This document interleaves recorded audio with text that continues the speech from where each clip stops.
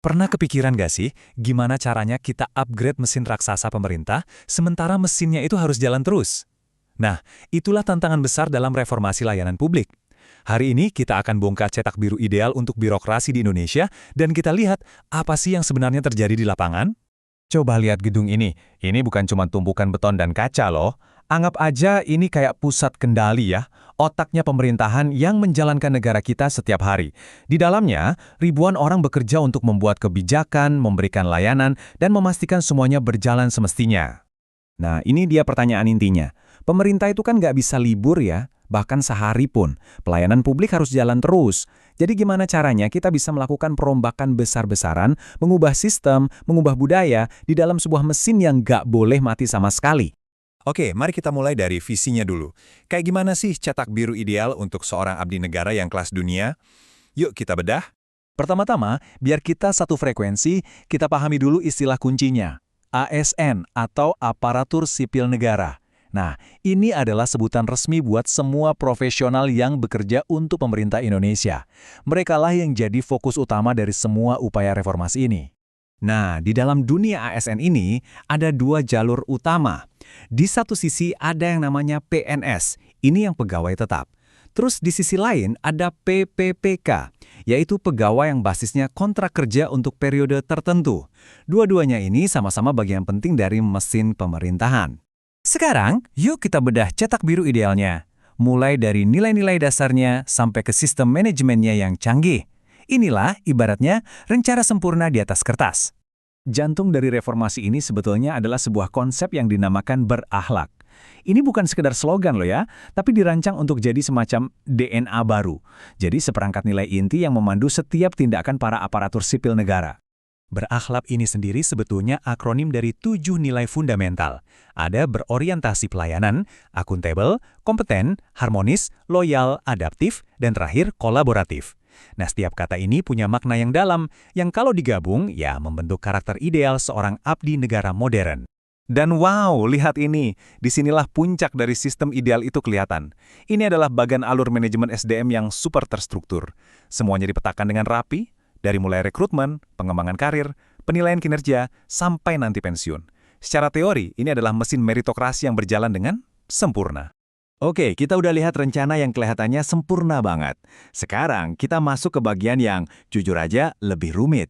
Apa sih yang terjadi ketika cetak biru yang indah ini turun ke lapangan? Ketika dia bertemu dengan realitas sehari-hari di koridor pemerintahan. Coba dengarkan kalimat ini.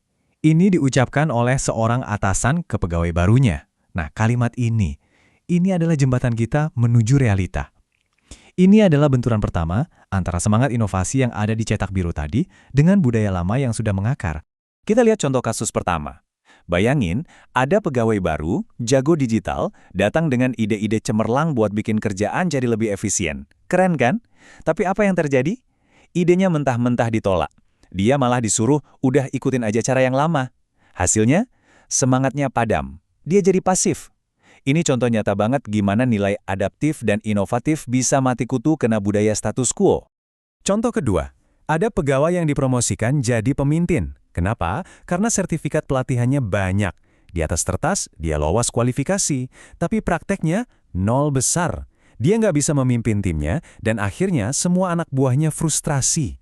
Ini nunjukin ada jurang yang dalam banget antara kompetensi di atas kertas dengan kemampuan nyata di lapangan. Nilai kompeten jadi dipertanyakan kan? Dan kasus ketiga, ini yang saya sebut transformasi kosong.